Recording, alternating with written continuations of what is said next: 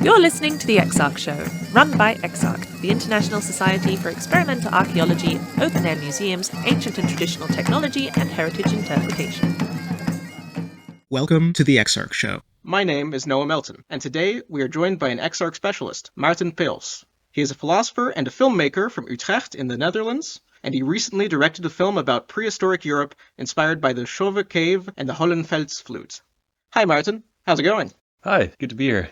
Great. I just wanted to start us off by talking a bit about your background. You did your bachelor's and your master's in philosophy, specifically applied ethics. That's quite interesting for someone who's coming into the realm of prehistoric archaeology and also filmmaking. How did you gain your interest in prehistoric Europe and the medium? Yeah, so I went to Utrecht University. As you say, I did philosophy. I always had this curiosity about prehistory. I remember in middelbare school, in high school, we would get history lessons, and then we would have a book of 100 pages about world history. And only the first 2 pages would be about prehistoric life, but it's hundreds of thousands of years of the human past. It's such a long period. Why does it only get 2 pages? I'd be very curious about that. At some point, I read Sapiens by Yuval Noah Harari, very popular book. Definitely the spark at some point came when I saw The Cave of Forgotten Dreams by Werner Herzog, which is about Chauvet Cave and the Vloed from Holefels. That fascinated me so deeply, and especially this one drawing he highlights at some point, the bison with 7 or 8 legs, which became the subject of my film. And he says in the typical Werner Herzog film, "It seems the maker wanted to suggest movement like a type of proto-cinema." That just really caught me. That just really sparked my curiosity, thinking, what was the thought process behind that drawing? And then I read The Dawn of Everything by David Graeber and David Wengrow. And when I read that, I had the feeling like, okay, this is a kind of world I can bring to life on the cinema. I decided I'm going to devote my time to making a film.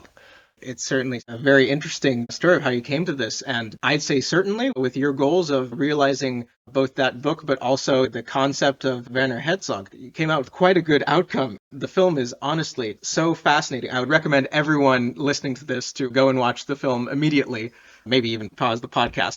I wanted to ask you, your very first film, De Poten van de Bison, came out late 2024. How was the experience of creating it, and how has the reception been, in your opinion? The experience to make it was fantastic, honestly. It was one of the most fun things I've ever done. I did about 1.5 years of preparation before the days of shooting. We had 5 days of shooting in May of 2024. And then during the 6 months after I did the editing, somebody helped me with the editing and the sound design. Took plenty of time to get to the good result.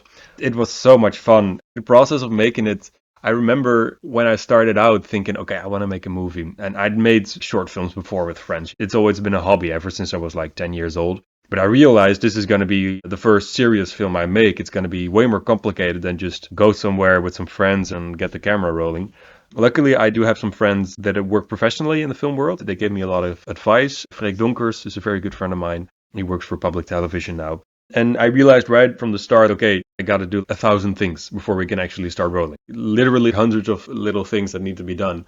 In the meantime, I was studying. So how do I get that stuff going? I would have the rule to try and do something at least every day. At least try to do one little thing each day. And that could be writing an email or just reading a paper. Once a week, I would take a bit longer, let's say, go to a forest and find some shooting locations or meet up with an archaeologist, try to find an actor. I would just keep it going, have lots of little steps towards the final realization. There's been so many adventures setting that up and so many valuable lessons and fun people I met. It's been a great process, really fun process. The reception has been really good.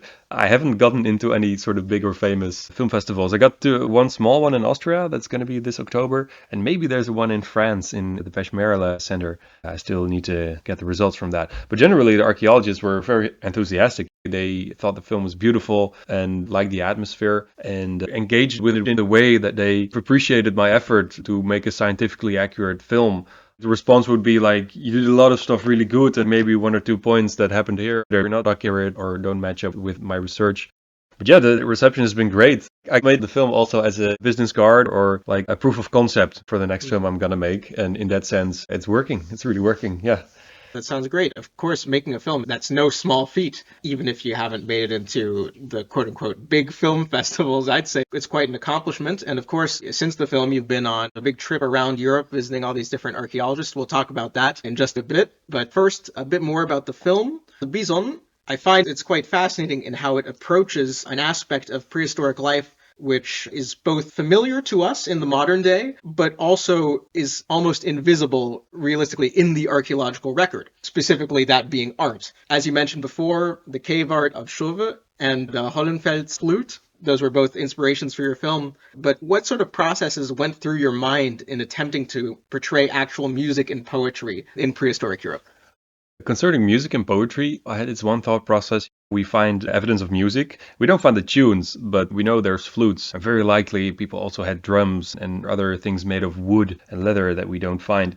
The thing with the music, which kind of gets me as much as the paintings, is that by reconstructing one of those flutes, for example, one made by Wolf Hein, for example, with Anne-Frederike Potengowski, they made reconstructions of these flutes. We actually used a recording of one of these reconstructions in the film, which was very nice that we were able to use that. The fascinating thing there is that you don't know which tunes they played, but you do know the notes. And in a sense, you can then directly hear what people heard back then, because we have the same audio sensory capabilities. I figured you don't know exactly what happened, but with the right scientific approach, you can get closer to what it was like back then.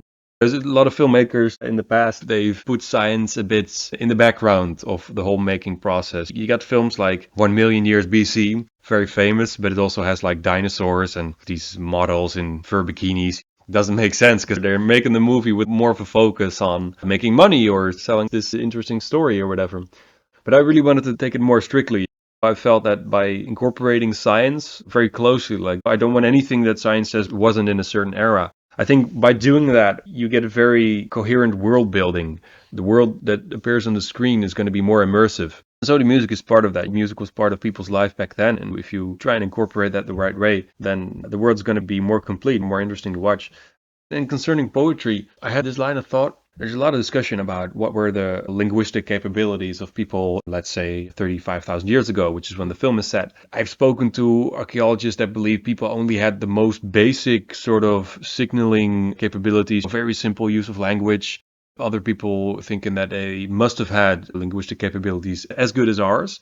It's hard to say because all we can find is like the skeletons, and reading the science on objects, it's pretty difficult. But my line of reasoning was, and this is not as a scientist, but more as an artist or maybe a philosopher, if they had paintings and they had music, they must have also had poetry. It's a line of reasoning you can give some doubt, but if you consider the basic arts that we have now, that's sort of how it got there. That's how there came to be a poem in the film. Partly because of this line of reasoning and partly because I thought it would really enhance the mood of what I wanted to portray, the sort of peaceful, spiritual mood. As a fun fact, the poem that ended up in the film was actually written by the actor that's reciting it. He actually wrote it himself. He came to me with a couple of poems when I said I wanted to put one in the film, and it just really fit very well with what we wanted to do. That's really cool. You just talked a bit about how past prehistoric films, how people have been portrayed, how life in the Stone Age has been portrayed in filmmaking so far. You yourself have written an essay on the epistemology of prehistoric filmmaking. One idea that you bring in there is the observation that in many films of prehistoric Europe that have come so far, there's a large focus on violence in prehistoric societies, and that you find it actually quite important to try to counter this narrative. For example, in your film, not only do you exclude this whole idea of violence, but in some ways you turn it on its head in focusing on the idea of bringing the inanimate, the dead cave painting or the dead bison, to life through art and through, in general, art, music, etc. Was this a conscious thematic decision on your part, or did this naturally derive from the theoretical approach you had entering this? Right. I really like the analysis. I haven't thought about it exactly the way you formulated here. I was making the film and I thought, okay, I wanted to be peaceful. I wanted to divert from those cliches of violence. To rest at that point for one bit, I undertook it as this side project to actually watch every Stone Age film that's ever been made. It's a bit of a side project. Sometimes it was a very tough watch. There's been around 30 films made since the start of cinema, depending on how you count. The very first is from 1912, made by D.W. Griffith. It's called Man's Genesis. Actually a very interesting film. But some of those 30 films, they're really obscure. They're just awful to watch. I wouldn't actually recommend watching most of them. But I did discover some interesting things. And that is that each and every one, every single one, has violence as a theme. There's no exception except for my short film, The Poten from the Bizon, The Bison's Legs. I would also say that in maybe 80% of the films that's been made, women get molested, dragged into caves or otherwise molested. So that's a theme as well. I thought it's just not necessary that you tell a story that's so much focused on violence. But I was also thinking it cannot be just an idyllic scene, an idyllic story. There's got to be some sort of grim part of it as well. That came to me how I wanted to film that in at some point through the rangers of the Dutch National Forestry Association, Staatsbosbeheer, that helped with the production. At some point we had this exploratory walk in the nature reserve where we are going to film the Maashorst in the neighborhood of Uden in Northern Brabant. They told me they had this carcass, or at least like a skeleton, lying somewhere. That was from a bison they had to shoot around 2 years before. That was old and sick. When they shoot a bison or another large mammal, they usually take the skull because people steal it. They want to leave a carcass as much as they can in the reserve, let it decompose naturally. It was a very gripping image, just seeing these bones lying around. A couple of days later, I was actually jogging. I was on a run, and I figured that's got to be in the story. It's got to be in his dream. That's like an image of death that tells him his drawings are dead. It sort of came together in that way. And then later, we came back again for a second walk to explore some other shooting locations. And they said, oh, by the way, this time we actually recently had to shoot a bison. It was an old female bison, and she was also old and sick. There's no predators there, so it was like a mercy shot. That was actually 2 weeks before we were there. And they said it's in a very highly decomposing situation now, so you want to film that? And I'm like, hell yeah, I want to film that. And it became this very visceral, very intense image of death in that sense, with all the maggots and stuff. It was all there. In that way, there was this image of death, which is naturally part of daily life back then as well, without showing the violence. For my next film, which we're going to talk a bit about later, I'm actually going to incorporate a tiny bit of violence. There's this sort of synthesis that's happening in my head right now that you got to have a bit, but the right kind. In terms of the Poten van de Bizon film, my line of thinking was that in a person's life, there's going to be days that are peaceful and beautiful and idyllic. I have days that are beautiful and peaceful and idyllic. I have bad days. I've experienced days with some violence, I guess less than maybe in the past on average. But my point was that it should be scientifically valid, so to speak, to show at least one day in a person's life where there's no mortal violence happening, no mortal fight with your enemies or with wild animals. That's in a sense realistic because we're not showing life on average across a time span of thousands of years. We're showing a slice of time. There's a choice you can make in the subject of that slice of time. You can show a person's fight with his enemy, or you could follow a shaman on a spiritual quest. And that was the choice I made. Well, I think it was a very good choice in the end for the film. That's the thing that kept coming back to me during the film in comparison to many other both historical films, but especially Stone Age films, how much you bring in the humanity of the characters. You could really imagine them being somewhat today, because functionally they were of the same species. As you said, we most likely have many more shared experiences than we might think. Of course, in your paper on the epistemology of prehistoric filmmaking, which is freely available on his website, so please go check it out, you also talk about, in the same vein, how many different factors influence the role of the filmmaker in creating an accurate piece. Really going further into the science communication realm of things. You mentioned before that the film is a proof of concept for your coming film, but would you even say perhaps that you're trying to set a new benchmark for prehistoric filmmaking through your work and through your writing? In the past, there are films where people really took the science seriously and did it well. I think the film Alpha is from 2018 or 2019. They did a really good job of showing the clothing, the setting where people lived. The film is about the first human dog or human wolf friendship or relationship. They got the timing about that one right. They do show a bison cliff run, which, if I'm not mistaken, did not happen in Europe. It was only a thing among Native Americans in North America. But apart from that, they did a really good job. People often cite Quest for Fire as a really good example. They took a couple of liberties with science, I think. Jean-Jacques Annaud, he took science very seriously, but took a couple of liberties to make this sort of large poetic picture. Also, Out of Darkness, which was from 2022, they also really got it well with the outfits. They did a reconstructed language by a linguist based on the Basque language. These films are kind of clever, but again, they're all in this cliche still of violence. If I'm making a benchmark, I would say that there's just way more topics you can show in relation to the Stone Age that would work scientifically and would work well as a movie. I mean, you got to have an interesting and entertaining film, of course, but there's just so many themes you can do. Given that there's only been made 30 films about this era, right? Just as a comparison, in terms of Western movies, there's around 4,000 Western movies made, which is insane to think. It's only a period of 100 years or something. So I want to broaden what's possible in terms of storytelling about the era. I further wanted to ask you, because you talked about how a lot of the pre-existing films have had several issues where even the most accurate ones have had a few points where they weren't necessarily the best. There is one aspect of prehistoric, not necessarily just filmmaking, but science communication in general, artistic representations, things like that, with regard to the ethnicity, or not so much the ethnicity as the skin color of prehistoric Europeans, that becomes a bit of a hot topic. You go with more tanned actors for your film itself. What was your thought process behind this, and how does this factor into your idea for more accurate prehistoric filmmaking? Right, we talked about this on the phone before. I don't think we should be squeamish about this topic and the representation of people back then. For me, the question is this simple. It's that I read in a paper about what the probable skin color was of people in the Paleolithic, and that's what I'm going to portray. So I remember this one paper, I forget the author's name, we can look it up later. I remember just the sentence where he writes, the skin color was dark, but not maximally dark. Okay, then you get people from, let's say, Central Africa that have like very darkened skins. And you got people from more Mediterranean areas that have light brown. You got a bit in between, and people tell me that I'm just going to do it. A lot of films in the past, though, they've just shown white people. There's the film Iceman about Ötzi, and they got white people to act in that. I think that was before it was known or certain that, in fact, Ötzi had probably a bit more of a darkened skin. I visited the Ötzi Museum. That was the Archaeological Museum of South Tyrol, if I remember the full name correctly. Anyway, the museum where Ötzi is housed. And the guide there told me that the reconstruction they have right now there is still with a white skin. I think it was made by the two brothers that make all the reconstructions. Forget their names. And he said, we know we would have to update it, but we're not actually sure how dark it's going to be. We just know it's darkened. People are working on it. Interestingly, I showed my film to quite a few archaeologists, and some people thought that the actors I had there were not dark enough. One of the actors is from Morocco, and one is a descendant from people from Pakistan. One thing about making Poten van de Bison was that I was happy to find actors at all. The film came out well. I'm proud of what happened, but when I was gathering the cast and crew, I was happy to find people at all.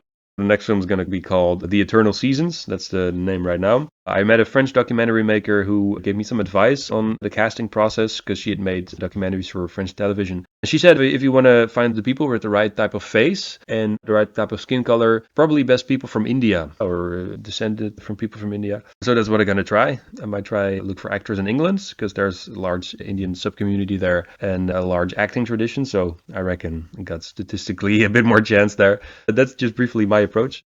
It's probably a good way of going forward with it. The next question, taking into account already your background and then the things you said in your theoretical writing on the epistemology, your work really seems to operate at the intersection of many different fields. How would you yourself characterize your projects? Yeah, so it's on the intersection of archaeology. There's a bit of geology in there for the background. There's philosophy of science, just determining what's true and what's not true. There's anthropology. There's the filmmaking side, of course, the whole creative side. I would say that my education helps with this. If you're doing academic philosophy, during the master's you specialize. During the bachelor's it's very broad. You'd get philosophy of science, but also about politics, you get it about ethics, you get it about all different sorts of philosophers and things. And my experience, it was great. Each seminar, each paper I read, it would give me this new way of thinking. I really like the interdisciplinary approach that facilitates. Once you get to the master's, you're probably diving into this very specific academic stream. And to me, that was, in a sense, problematic. I like broadening my horizon, and during the master's, it can be the opposite. So yeah, it's a very interdisciplinary project. Cool. Now to move forward a bit from the film itself, let's talk a bit about what you've been doing ever since the film came out. Since September of last year, you've been traveling all across Europe on your Grand Tour Préhistorique, visiting sites and meeting experts in the field. Could you tell us a little bit about how your experience was on this journey? Well, this journey also was just amazing. I'd finished my master's early in the summer of 2025, and I'd been working a lot and saving up. Bought an old Ford Mondeo, and I got together all my stuff and went on a big trip. I got a tour past the big museums and some very interesting prehistoric sites. I emailed everybody I could find. Also the EXARC network, just a big shout out to you guys because my project got shared around a lot in your network and I had some very interesting meetings because of it and some people that are actively contributing to the project now. Marcus Kleck, for example, great guy. I had so many great meetings. I first went to Schöningen near the border of former East Germany where the famous Neanderthal spears had been found. And the excavation leader, Jordi Sirangeli, I called him up and I was like, hey, can I come? And he said, sure. How you're going to stay? Yeah, I think I'm just going to pitch a tent somewhere. He's like, a tent? You're crazy. You can stay over at my place. It's fine. People are so welcoming. I went on to the Czech Republic, to Brno, where I met Neruda. I was at Vienna, the Natuurhistorisches Museum Wien, where Caroline Posch received me. I went to Slovenia, to Italy, to France, Spain, Germany again. People were very welcoming and very interested in the project, I would go around and I would ask for scientific support and just a conversation to exchange some thoughts, like how do you translate science into public communication? The things museums run into turn out to be similar to what I was doing. Museums have a whole pile of recent archaeological papers and they have some finds, and somehow you have to make it into a story that appeals. And what they do is they sometimes let go a bit of the certainty in order to make this engaging story. So if people go to a museum, they want to see a Neanderthal in clothes. They don't want to see just skulls and these sorted bits of flint like they did in the 1900s. There was Peter Neruda of the Moravian Museum who said scientists construct their theories with arguments, but people don't come to museums for arguments. People come for a certain story. That's kind of similar to what I'm doing. The value of making a prehistoric film is that it brings across just a load of information and it makes for an engaging story. It brings to life this era and this way of living that otherwise just remains on paper. And things on paper are interesting, but it gets this broader appeal. But yeah, the experience of the trip, it was great. I didn't have a lot of money. I was just living very simply. I stayed over at people like in Austria. I stayed over at a farmer's place for 2 weeks. I just drove to a farmer and was like, hey, can I stay here? And he's sure. Is mir egal. It was fun. Yeah, I can't wait to travel again. I'm working on getting an online job right now. Hopefully in a couple of weeks I'll have the first project and then I can go again. That sounds quite the prehistoric odyssey, I'd say, more than a grand tour.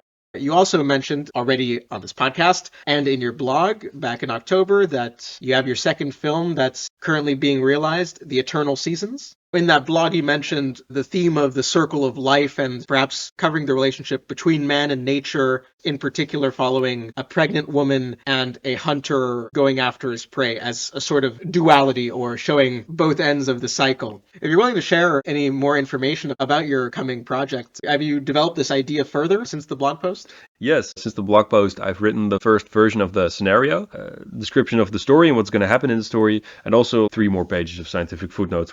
I made this scenario to share around with all the archaeologists so that they can give some feedback and say, I'm not sure if that should be in there, or maybe you can add this. It's a version that is meant to be improved upon. I expect in the coming year or something to have many new versions of it. So the story is about a pregnant woman. The idea of the circle of life is embodied by that. Nowadays, you might say that having kids, it's this sort of choice. You might choose a new car or a hobby climbing. It's something you like doing, so you choose it. But it's a very deep biological drive within us. The whole thing about reproduction, it gets lost if you have a 9-to-5 job and live in cities. It can be on the background. But if you're right in the middle of nature, if you're part of the everyday struggle for life and see the changing of the seasons happening all the time around you, it's very deeply connected. The idea of showing the connectedness between humans and nature, to me, it would be the perfect setting to portray that.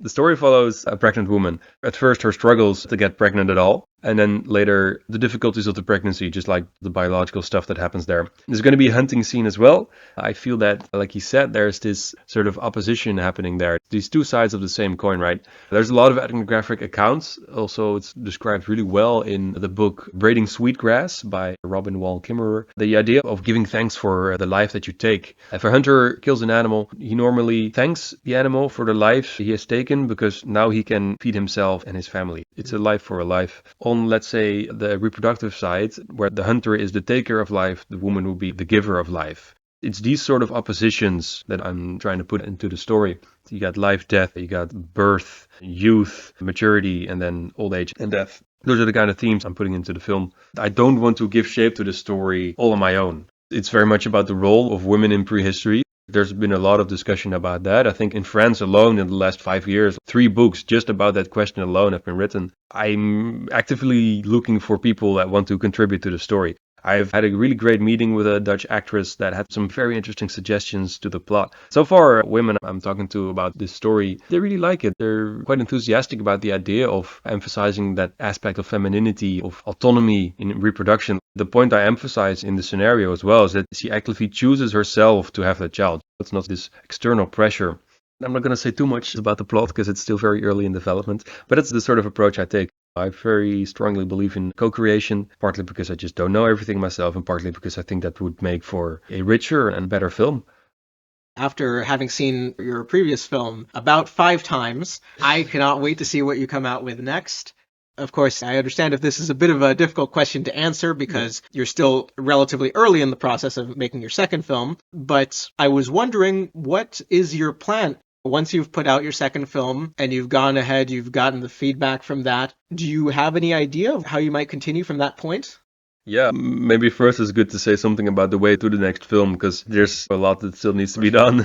My plan, if everything goes well, everything goes smoothly, we would have the first day of shooting in 2028. So that's 2 years from now. My friends in the film world tell me that's a realistic prospect. I'm going to work a lot on the scenario during my travels. I'm going to ask for more support, find shooting locations, and then find a producer. And the main thing is, of course, the money. I'm hoping to get something like 100,000 euros. Just as a long shot, just a rough estimate of something, the kind of money I would need. Filmmaking is a very expensive thing. You got to have the costumes. You got to pay the people that work on there. You got to have housing and food and transport. It's a lot of organization. So if everything goes well, in 2 years, we'd have the first day of shooting. Then several months of post-production and editing, and then maybe in 2028 or 2029 we'd have the eternal seasons in cinemas or maybe streaming services. I'm not sure yet. It's got to be a long process. After that, if it all works out well and the film turns out well, I'm hoping to keep on doing films. Definitely the historical periods really draw me in. There's this one topic I think would work really well in a movie. It's very different. It's actually the one Dutch Pope we had. It's Paus Adrianus. He lived in the 15th, 16th century. He was a very interesting guy. He was only Pope for 1 year, and people think they killed him. It's a rumor, but I think that would be a very fun topic for a film. I definitely would want to do ancient Greek society. If I would turn into a successful filmmaker and I managed to move budgets and people, then I would continue making the historical stuff. There's one dream project actually I would really want to do if I'd have millions and millions of dollars. I would do an epic Stone Age movie. I'd do a Stone Age movie with a large gathering of tribes. Maybe something like that happened at Gunnersdorf or other places where you'd have 150 people, maybe 200 people. You got a large location with all the housing the people would need. That'd be an insane production, but if I'd have my dream project, that would be it. It's also interesting to hear that clearly the Upper Paleolithic is your, say, proverbial bread and butter, but you're not necessarily tied to it. You are interested in many other historical periods and prehistorical periods. It would certainly be interesting to see because, of course, if we're talking about ancient Greek history, for example, represented in film, similar to the situation with prehistoric films, you have one very inaccurate movie that dominates the discourse, 300. Oh, God, yeah. So I think that could also be very interesting. And, of course, the Odyssey. It could be very interesting to see your epistemological approach put in practice also with other periods. There's a work I'm reminded of, a book by the Canadian scholar Kevin McGow. He wrote a great book called Representations of Antiquity on Film. Also got a chapter on prehistory. It shaped a lot of my thinking about how to approach this whole thing. He writes about, for example, Roman movies from Hollywood that predominantly have this sort of political theme. It's always focusing on war and politics and those sort of things. There's, of course, a lot of, let's say, biblical movies about Roman era, also about ancient Egypt. What really happens in the Roman movies is that the filmmakers project these contemporary American values on Romans. You often get this sort of liberalism or individualism projected onto these ancient societies, which wasn't part of common Roman thinking or ethics at all. I'm not sure where I get the metaphor, but somebody made a metaphor that people in older societies, they were more shaped like cookie dough into a certain shape. You were part of a collective. That was very much the case in ancient Greek society. People were part of the polis and you conformed. That was how things went. What I would show from ancient Greek society, I wouldn't show something like 300. Oh God, that's such a bad movie. Something like 300 is a great example. You can almost take it as propaganda for how America operates in the Middle East. That's almost how people have interpreted it. I would go more for like the philosophers, the way they had discussions and how those kind of things went, and maybe the interaction between politics and philosophy. I would also be very interested in the religious aspect. You almost never see that in films. You almost never see them performing the religious rituals or praying or going to the Oracle of Delphi. Oracle of Delphi would be very interesting. You had these pilgrimages going to Athens. Maybe people even using psychedelics doing those pilgrimages would be very interesting. I'm currently, as a filmmaker, thinking in these sort of medium-sized budgets. If I would start on ancient Greek society, like a proof of concept on that era, I would go for a Greek gym. Like a Greek gym, because of course gymming is very popular nowadays. And you have a philosophical discussion in a Greek gym. That would be perfect.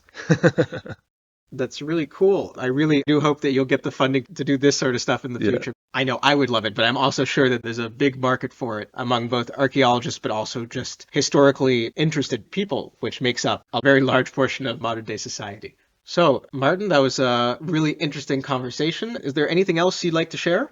Just if you're listening to this and you're thinking like, hey, it sounds like an interesting project, I'd want to contribute in some way or another. I'm always looking for people sharing their views that want to think about the story or the production. I'm also looking for artifact makers that would be interested in helping out. As I said, I'll be traveling. We could meet up, and who knows, just let me know. You can contact me through my website. Yeah, should be nice. This has been a wonderful podcast with you, Maarten. I want to say to the listeners one last thing. If you haven't watched the movie by now, go immediately onto his website. You hear me? And also there's plenty of other things on there, his interesting blogs, the essay we talked a bit about, just plenty of food for thought if you're interested at all in this topic. You've been listening to the EXARC Show, run by EXARC. For more encounters with the world of experimental archaeology and open-air museums, check out our free open-access EXARC journal. To find out more about the different research projects of our EXARC members, you can check out our EXARC blog or join our Discord server completely free of charge. If you're interested in becoming more involved with EXARC, you can also become a member. For full details and to find out more about what we do as a society, check out our website at exarc.org.